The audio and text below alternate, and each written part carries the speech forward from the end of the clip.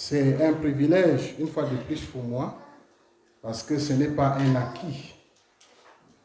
De par ma nature pécheresse, je ne suis pas digne de me tenir devant vous, mais parce que le Seigneur me regarde, m'a amputé la justice de Christ, et ça me donne le pouvoir, l'audace de me tenir devant vous. Amen.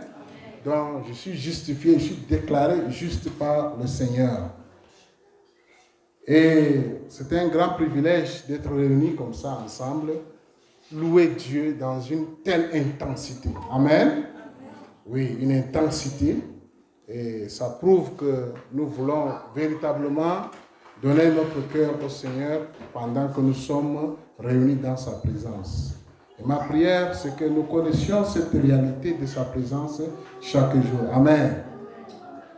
Nous avons entamé une série d'enseignements intitulée « Et si nos habitudes influençaient sur notre émergence ?»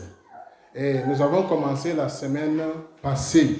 Nous avions étudié un texte, une histoire sacrée dans 1 Samuel 25 qui parlait d'un couple, Nabal, l'insensé, et Abigail, la joie de mon père. Nous aurions pu nous arrêter à l'application féministe de ces récits, en prenant Abigail comme le prototype des femmes dans la société contemporaine. Amen. Mais nous sommes allés un peu au-delà en appliquant dans le domaine de la psychologie sociale. Et nous avons fait ressortir les attitudes, le comportement. Et nous avons dit que nos comportements, en réalité, nos attitudes sont les causes de nos comportements. Et parce que Abigail avait déjà une très bonne disposition, a su découvrir la grâce qui se trouvait en David. Par contre, Nabal l'insensé, à cause de son mauvais comportement, a été aveuglé. Parce qu'il voyait en David quoi? Un vaurien, un chef de banc pour la saison. Pourtant, Abigail, dans sa bonne prédisposition, voyait en David quoi? Le roi d'Israël. Imaginez-vous un instant ce scénario où le couple avait considéré ensemble David.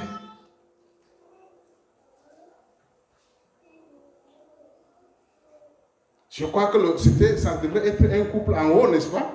Parce que l'un des membres a été en haut et est devenu l'une des deuxièmes femmes d'Israël. N'est-ce pas? L'une des premières femmes, je voulais dire, d'Israël.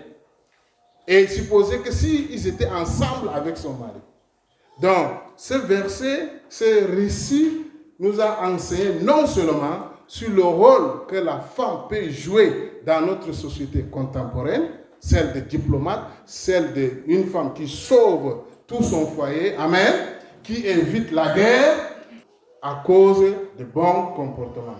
Alors, nous avons appris que notre mauvais comportement ou notre bon comportement peut nous ouvrir les portes comme peut nous fermer les portes. Aujourd'hui, nous allons continuer, toujours dans la même optique de la série de « Et si nos habitudes influençaient notre émergence ?» Et nous allons parler de la discipline personnelle comme facteur de l'émergence. Et par la grâce de Dieu, la semaine prochaine, ne ratez pas, ce n'est pas la publicité, nous allons entamer une série d'enseignements sur le naturel. Toujours qui s'inscrit dans « Et si nos habitudes influençaient notre émergence ?» Vous allez vous rendre compte que notre mauvais comportement, notre mauvaise attitude peut aussi nous empêcher d'écouter Dieu, peut aussi nous empêcher d'expérimenter les évidences surnaturelles. Amen. Exemple, si tu as une mauvaise estime de soi, ça peut t'empêcher à écouter la voix de Dieu. Parce que souvent, quand Dieu nous parle, il nous parle de grandes choses. Mais quand toi, tu as une mauvaise estime de toi, tu te sous-estimes. Même quand Dieu va te dire les grandes choses, tu vas te dire, ce n'est pas moi. Alléluia. Ça, c'est pour les prochains dimanches. Amen. Aujourd'hui, nous voyons la discipline personnelle comme facteur de l'émergence. Et j'ai aimé la définition que donne l'Association pour le développement de l'éducation en Afrique concernant la discipline. Je cite, « La discipline consiste à enseigner les comportements acceptables et à désapprendre les comportements inadaptés en apportant un soutien, des orientations et des directives pour gérer le comportement. Il s'agit de fixer des limites, de clarifier les rôles, les responsabilités et les attentes mutuelles ainsi que d'œuvrer à une vie prévisible, ordonnée et stable. » Fin de citation. Et dans cette définition, il ressort que la discipline installe en nous des comportements acceptables. Amen. Et élimine par là même les comportements inadaptés. Deuxième chose qui ressort également de cette définition, que la discipline apporte des orientations et des directives pour gérer notre comportement. Et enfin, la discipline donne une vie ordonnée et stable. Amen. Il n'y a que les disciplinés qui percent dans la vie. Quand vous voyez une personne instable, c'est qu'il y a du désordre dans sa vie. Quand vous voyez un couple instable, il y a du désordre dans sa vie. Quand vous voyez un ministère désordonné ou bien instable, il y a du désordre. Le désordre, de façon triviale, c'est le manque d'ordre. Et nous allons à présent examiner des déclarations très fortes de Paul concernant la discipline. Dans 1 Corinthiens 9, 25 à 27. 1 Corinthiens 9, 25 à 27 et Acte 20, 24. Commençons d'abord par 1 Corinthiens 9, 25 à 27. Il est écrit dans la version du second, « Tous ceux qui combattent s'imposent toute espèce d'abstinence, et ils le font pour obtenir une couronne corruptible. Mais nous, faisons-le pour une couronne incorruptible. Moi donc, je cours non comme à l'aventure, je frappe non pas comme battant l'air, mais je traite durement mon corps et je le tiens assujetti, de peur d'être moi-même rejeté après avoir prêché aux autres. » Dans ces passages-là, bien-aimés, l'apôtre Paul rend évident à ses auditeurs sa pensée concernant la discipline par deux images qui étaient aussi familières, je voulais dire, à ceci. La course dans l'arène grecque et la boxe. C'était connu de tous. Et Paul fait remarquer que dans l'arène, il n'y a qu'un seul prix, une seule couronne. Et cette couronne était faite de trucs d'arbres et ça pouvait faner. C'est pourquoi il dit qu'une couronne corruptible. Donc, tous les athlètes, tout ce qu'ils peuvent faire, il n'y a qu'un seul prix. Il n'y a pas premier prix, deuxième prix, troisième prix. Non, il n'y a qu'un seul prix à remporter. Et donc, tous se mettent dans une sorte de discipline. Et c'est pourquoi Paul trouve que c'est nécessaire d'imiter ces combattants qui s'abstenaient de beaucoup de choses pour remporter l'unique prix, l'unique couronne. Il dit s'imposer toute espèce d'abstinence. Et ça dénote l'abstinence de tout ce qui pourrait exciter l'athlète, de tout ce qui pouvait affaiblir l'athlète, de tout ce qui pouvait le saouler, comme le vin, comme la vie de débauche. Donc les gars étaient concentrés. Ils ne mangeaient pas n'importe quel mets. Ils ne buvaient pas n'importe quelle boisson pour remporter l'unique prix. Et il continue, il dit, courir non comme à l'aventure et frapper non comme battant l'air.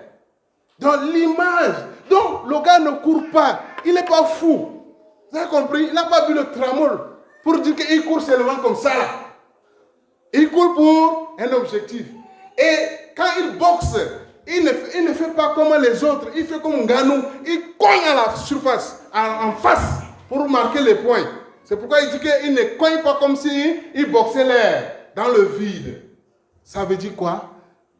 C'est garder le but clair devant soi. Amen. Sur lequel on concentre toute son énergie, tout son temps.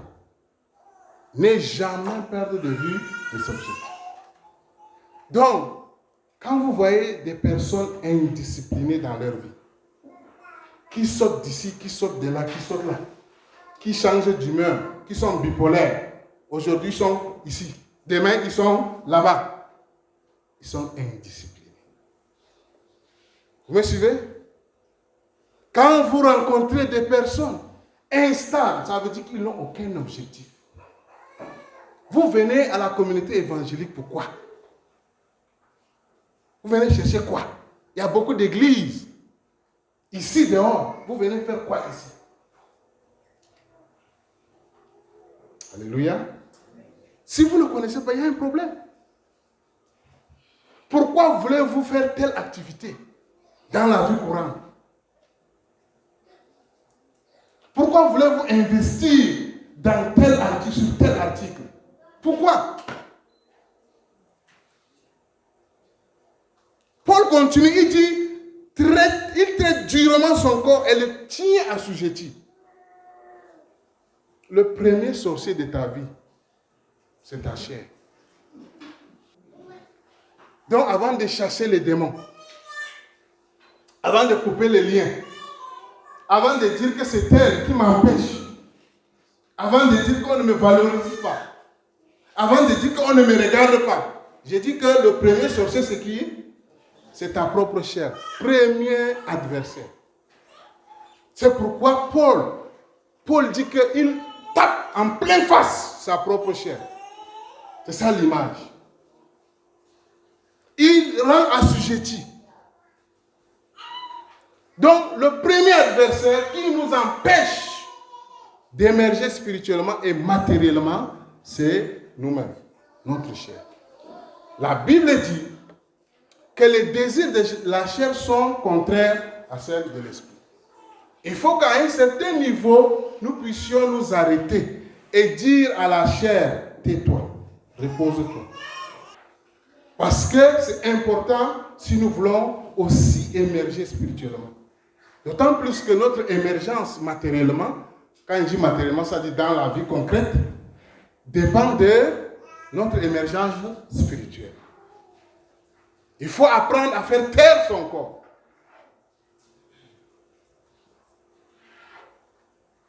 Acte 20-24 dit ceci. Toujours dans la version 8 secondes. Mais je ne fais pour moi-même aucun cas de ma vie, comme si elle m'était précieuse, pourvu que j'accomplisse ma course avec joie et le ministère que j'ai reçu du Seigneur Jésus, d'annoncer quoi? La bonne nouvelle de la grâce de Dieu. Paul a un objectif à atteindre. Le ministère que Dieu lui a donné. Et c'est ça son émergence. Est-ce que vous savez que parce que Paul était discipliné, aujourd'hui, les ennemis du christianisme disent qu'il est le fondateur du christianisme. Ils n'ont pas tort. Parce que plus de la moitié du Nouveau Testament a été écrite par qui? Par Paul. Et c'est Paul qui a déficelé, démystifié le mystère caché dans l'Ancien Testament. Pourquoi? Parce que c'était un homme discipliné. Il savait qu'il devrait remporter la couronne de service. C'est pourquoi il dit lui-même là, il a peur d'être disqualifié. Parce qu'il y a des gens qui vont courir, ils sont premiers, mais ils sont sortis dans le couloir, leur propre couloir. Alors ils sont disqualifiés. Il faut courir selon les normes. Donc vous voyez le grand Paul, bien qu'il soit sûr de son salut, il peut perdre la récompense qui est attachée, la couronne qui est attachée à son ministère. Amen. Donc c'est une leçon pour nous. Si tu dois atteindre le dessein de Dieu pour ta vie, qui est l'émergence en réalité, qui est ce que Dieu a toujours voulu que tu sois, alors il faut être discipliné. Quelques leçons. Une discipline efficace peut avoir pour effet une meilleure capacité à atteindre le but. Deuxièmement, on ne devient pas un modèle de discipline du jour au lendemain. Donc il faut apprendre à s'abstenir de beaucoup de choses pour avoir la capacité d'atteindre l'objectif visé. Et nous allons prendre des exemples tout à l'heure dans 3 domaines. Alors il faut à cet effet procéder graduellement en planifiant des petits objectifs avant de relever la difficulté. Exemple, commencez à prier pendant 30 minutes chaque jour pendant 30 jours. Ce n'est pas une formule magique. Vous avez compris? Pendant 30 jours sur des sujets spécifiques selon l'ordre des priorités. Et vous allez voir, évaluer, au bout d'un mois, évaluer les progrès dans le domaine spirituel et matériel concernant ces sujets. Et c'est comme ça que la discipline d'une femme ou d'un homme de prière s'installe en vous. Et la prière ne devient plus un fardeau au bout d'un mois. Voilà. À partir de la semaine prochaine, nous allons parler du surnaturel. De façon pratique. Je ne veux pas vous donner un langage théologique, mais de façon pratique. Troisièmement, se discipliner, c'est aussi savoir établir l'ordre des priorités dans l'accomplissement des objectifs. Donc, quand tu ne sais pas mettre les choses à leur place, tu es un désordonné. Concernant les priorités, si tu ne sais pas établir les priorités, tu es un désordonné. Je vais vous prendre 3 exemples. Dans le domaine du leadership, nous allons lire avec le pasteur Pascal, Exode 18. Exode 18, 13 à 24. Moïse écouta la voix de son beau-père. Suivons bien. Moïse écouta la voix de son beau-père. Je vous rappelle que Moïse, là, il parle bouche à bouche, selon le terme hébreu. Aujourd'hui, quand on dit bouche à bouche, c'est autre chose, non? Mais dans le contexte hébraïque, c'est que c'est face à face. Il parle face à face avec Dieu. Mais c'est son beau-père, le père de Séphora, païen, prêtre, païen, qui va venir lui rendre visite. Pourquoi? Il va lui ramener sa femme et ses 2 enfants.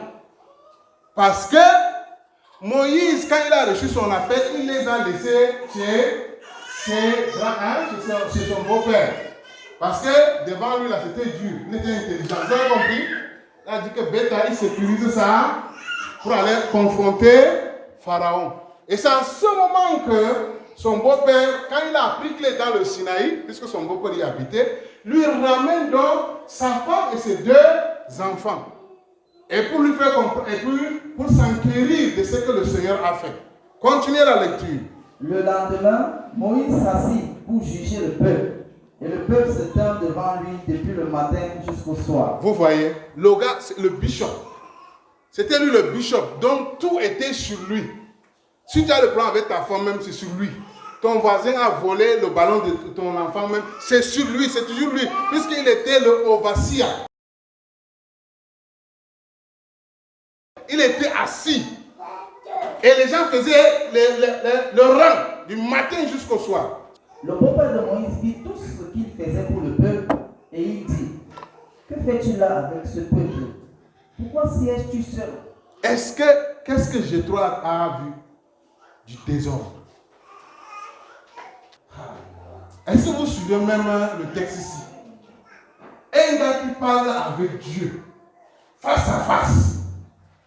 Face à face, pendant 40 jours fois 2, face à face. Mais il y a le désordre dans son ministère, dans son leadership. Et ce qui détecte ça, un païen. Continuez. Que fais-tu là avec ce peuple? Pourquoi sièges-tu seul? Et tout le peuple se tient devant toi, depuis le matin jusqu'au soir. Moïse répondit à son beau-père, c'est que le peuple vient à moi pour consulter Dieu. Vous voyez, non? Oui, puisque c'est lui le représentant de Dieu. Quand ils ont quelque affaire, ils viennent à moi, je prononce sur eux, je prononce entre eux et je fais connaître les ordonnances de Dieu et ses lois. Le beau-père de Moïse lui dit, ce que tu fais n'est pas bien. C'est du désordre. Tu t'épuiseras toi-même. Il aura l'AVC. Et tu épuiseras ce peuple qui est avec toi. Et parce que les gens vont rentrer frustrés, ils n'ont pas été, ils n'ont pas rencontré, pas Moïse, le grand bishop. Voilà même quelqu'un qui parle avec Dieu. Il a le désordre dans sa vie. Et on lui dit que comme tu fais comme ça, là, tu auras AVC. Je pense que c'est grâce au conseil ici que Moïse a atteint 120 ans et qu'il n'avait pas porté le verre comme nous. C'est grâce à ce conseil-là. Sinon, il allait mourir avant son âge. Et vous allez dire que c'est l'onction. Continuez. Car la chose est au-dessus de tes forces. Tu ne pourras pas y suffire seul. C'est un païen qui parle. Ça, c'est la force de l'expérience. Lui n'est pas prophète. Ou s'il est prophète païen. Notez ceci. Notez ceci. Toute vérité est la vérité de Dieu. Écrivez ça. Toute vérité est la vérité de Dieu. Écrivez ça. Notez ça quelque part. Ce que Jéthro est en train de dire là, c'est la vérité. Bien qu'il ne soit pas prophète majeur, Jéthro va connaître le Dieu de l'Éternel là, avec Moïse lui-même. Quand Moïse va lui faire le rapport de ce que Dieu a fait pendant leur sortie dans le désert, Jéthro va dire, vrai, c'est le vrai Dieu. Et il va offrir un sacrifice. Donc, de nos jours, c'est au moment où il rencontre Moïse qu'il va se convertir au Dieu de l'Éternel. Mais à cause de son expérience de leadership, vous qui méprisez vos parents parce qu'ils sont sorciers, ils sont païens, je vous dis que toute vérité est la vérité, même si ça sort de la bouche de l'âne. Ne soyez pas omnibulés par votre onction, par les grâces qui se déploient en vous. Revenez sur terre. Un aîné qui n'a pas la même onction que toi, il n'est même pas chrétien, il peut te donner un conseil qui te sauve. Toute vérité est la vérité de Dieu. Continuez. Maintenant, écoute ma voix. Et je vais te donner un conseil. Et que Dieu soit avec toi. Sois l'interprète du peuple auprès de Dieu et porte les affaires devant Dieu. Enseigne-leur les ordonnances et les lois. Oui. Fais-leur connaître le chemin qu'ils doivent suivre et ce qu'ils doivent faire. Choisis parmi tout le peuple des hommes capables, craignant Dieu. Il lui montre la décentralisation. Jéthro vient rétablir l'ordre. Au verset 19 et 21, il dit à Moïse que toi, ton rôle c'est le représentant du peuple devant qui? Devant Dieu. Deuxièmement, enseignant de la parole de Dieu au peuple. Troisièmement, établir les responsables pour juger les affaires courantes. Voilà. Et comme ça, tu auras le temps d'accomplir ta mission. Amen. Et le peuple sera satisfait. Le verset 23 nous dit, si tu fais cela et que Dieu te donne des ordres, tu pourras y souffrir. Et tout ce peuple parviendra heureusement à sa destination. Donc, autrement dit, Moïse pourra accomplir sa tâche aisément, sans épuisement, et le peuple sera aussi satisfait. Vous, les bishops qui ramassez tout sur votre dos, à moins que vous soyez pionniers, même les apôtres, on dit que, parce qu'on a mené déjà les choses comme ça là. Ouais, la femme grecque, si la veuve, si elle n'a pas eu la nourriture, pendant que l'autre veuve juive avait la nourriture. Les apôtres ont dit que non, choisissez vous-même des diacres qui s'occupent de ces choses-là. Nous là, on prie et on enseigne. C'est de l'ordre dans le leadership. Si tu ne connais pas faire l'ordre dans ton leadership, tu auras de sérieux problèmes. Et le résultat, c'est qu'il va vivre heureux, sans AVC, jusqu'à la fin de sa vie, sans épuisement. Et il aura aussi amené le peuple à destination. Alléluia. Vous voyez le rôle de la discipline. Deuxième exemple, puisque nous sommes au niveau de la leçon 3 qui dit c'est discipliner, c'est aussi savoir établir l'ordre des priorités. Dans les relations interpersonnelles, je vais vous lire Galates 6:1 dans la version parole vivante. Il est dit, mes frères, suivez bien, mes frères, s'il arrivait à quelqu'un par mégarde de faire un faux pas, suivez bien, si cédant à une impulsion soudaine, il tombait dans quelque faute et que vous veniez à le découvrir, agissez à son égard en homme spirituel, sous la conduite de l'esprit. Ramenez-le avec affection et douceur dans le droit chemin, en évitant tout sentiment de supériorité. Et soyez vous-même sur vos gardes, de crainte d'être aussi induit en tentation. Quel est l'ordre de priorité ici? Aimer avant de juger. Voilà l'ordre. Il y a des désordres dans nos relations personnelles, même dans le couple et partout, parce qu'on juge avant d'aimer. On juge, vous voyez le désordre. Je vous dis que la discipline, c'est aussi savoir établir l'ordre dans les priorités. Quelle est la priorité? C'est d'aimer avant de juger. C'est ça. C'est ce que Galates 6 nous dit. Combien sommes-nous qui jugeons les gens? Même par présomption, on devine ce qu'ils veulent dire. On devine ce qu'ils... on interprète les actes. Ce n'est même pas qu'on les a trouvés en flagrant délit. Ici, on dit que c'est quand tu trouves la personne en flagrant délit. Tu as les faits entre tes mains. On dit que même ça, là, ne juge pas d'abord. La femme-ci. Tu peux faire ça? Non. Tu aimes d'abord la personne. Alléluia.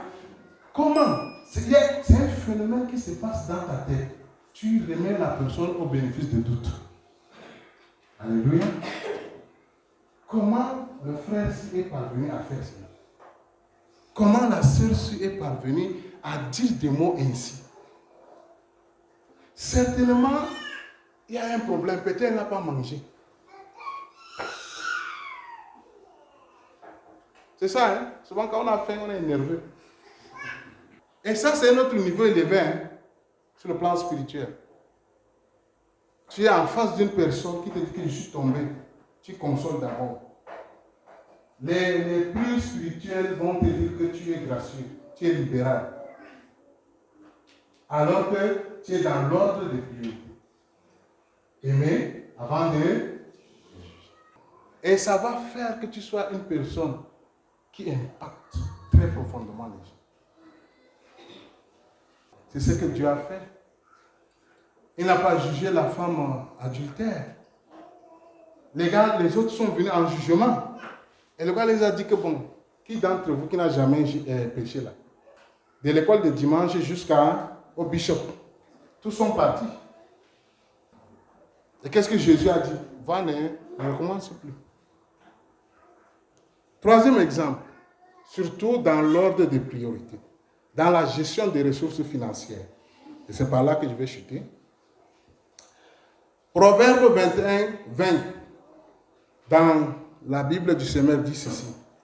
Dans la demeure de l'homme sage, écoutez bien, dans la demeure de l'homme sage, on trouve des précieux trésors et des réserves d'huile. Mais l'insensé dilapide ce qu'il a.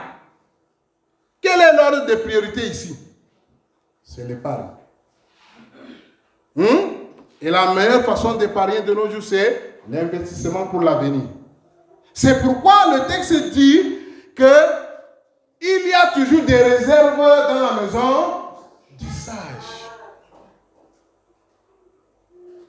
Regardez le désordre financier dans lequel on est. La plupart d'entre nous. Ce n'est pas que Dieu ne nous a pas bénis. Dieu a béni. Et certains fonctionnaires n'arrivent même pas à joindre le deux bouts. C'est toujours un désordre. Pourtant, sur le plan spirituel, vous êtes haya. Il n'y a pas de problème. Il n'y a pas de problème. L'ordre ici, c'est ce que nous devrons faire. C'est que nous devons laisser notre argent travailler pour nous. Notez ça. La discipline dans les finances, c'est quoi? Nous laissons l'argent travailler pour nous et non nous travaillons pour l'argent. Notez ça. Et pour ce faire, il faut investir ou bien épargner.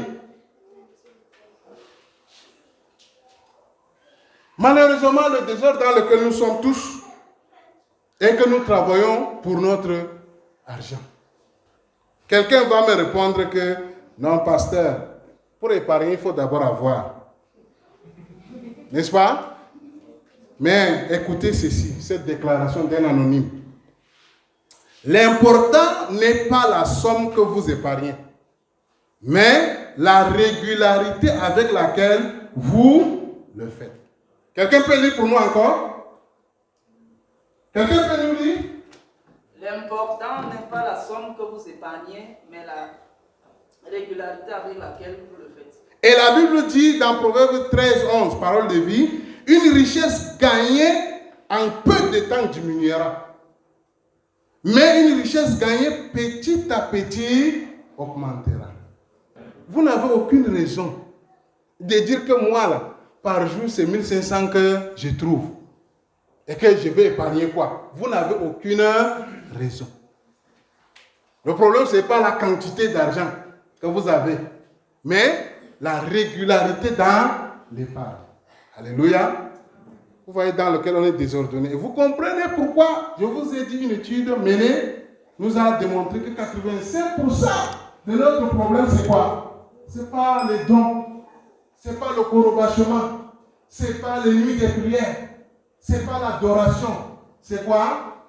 La mentalité, le mauvais comportement, le désordre. Alléluia. Même les pays développés, sur l'échelle nationale, si vous êtes désordonné, vous n'allez jamais être développé.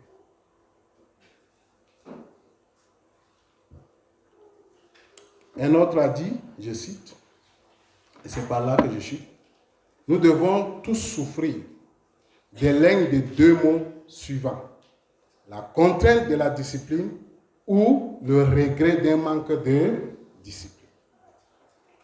Deuxièmement, Makonda, un de mes pères spirituels, le succès n'appartient pas au plus fort ou au plus rapide, mais au plus discipliné. Apprenons donc à être disciplinés et demandons à Dieu sa sagesse, sa puissance pour nous aider. Amen.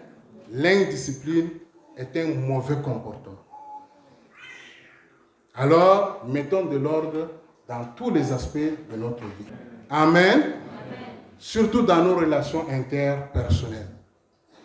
Vous verrez que telle personne quitte telle boutique, telle personne quitte telle école, telle personne a quitté telle église. ce n'est même pas que les gens de là-bas sont mauvais. Simplement parce qu'il a des problèmes interpersonnels. Il n'a pas su établir l'ordre des priorités, qui est d'abord d'aimer avant de réclamer l'amour.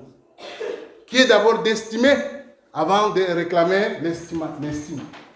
Alléluia. Qui est d'abord de respecter avant de réclamer le respect. Placez toujours votre conjoint, votre partenaire, votre cochambré, votre frère, votre père, n'importe qui, au bénéfice de tous. Alléluia. Et vous serez à l'aise. Amen. La Bible dit ne devez à personne. Mais nous sommes rancuniers. C'est du désordre. Si ce n'est l'amour. Donc tout ce que je dois à quelqu'un, c'est quoi? La Bible dit soyez en paix avec tout le monde. Mais vous êtes en guerre avec tout le monde. C'est du désordre. Laissez les gens être en guerre avec vous. Mais pas vous. Alléluia. Soyons disciplinés. Vous allez voir. On va marquer notre génération. On va marquer notre génération. Et on va exprimer ce que Dieu a toujours voulu que nous soyons devant la société. Que le Seigneur nous bénisse.